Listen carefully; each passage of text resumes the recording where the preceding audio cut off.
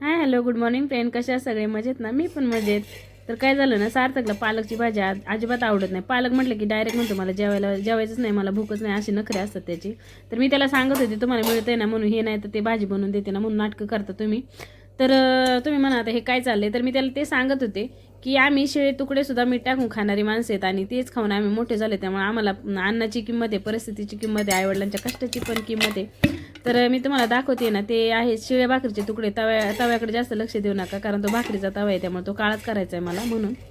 तर त्याच्यात ना मी रात्रीची शिळी भाकरी आहे ना ती टाकली अर्धी, कारण तो म्हणत होता शिळे भाकरी तुकडे मीठ टाकून कसे खायचे. तर म्हणलं चल तुला डेमोच दाखवते, कारण बऱ्याच गोष्टी आपण डेमो करून दाखवू शकत नाही, पण मुलांना पण माहिती पाहिजे की आपण पण काय काय अनुभवले, काय काय खाल्ले, ते डेमो करूनच दाखवायचं होतं मला. म्हणून मी त्याला म्हणलं चल दाखवते. मग अर्धी भाकरी ना होती शिल्लक, मग बारीक गॅस करून असे तुकडे करून टाकले, तेल टाकलं, थोडंसं मीठ टाकलं. त्याने ना अशी सारखी परतत राहायला लागतं. त्याला कोरकं म्हणतात. आता बऱ्याच जणांनी माहिती असेल बरं का, कारण खेडेगावात बऱ्याचदा शिल्लक राहिलं ना विस्तो असतो आणि शिळ्या राहिलेल्या भाकरी असे तुकडे करून मस्त बघा किती छान अशा बिस्किटासारख्या खरपूस होतात भाजल्यानंतर, आणि खायला तर एकदम भारी लागतात.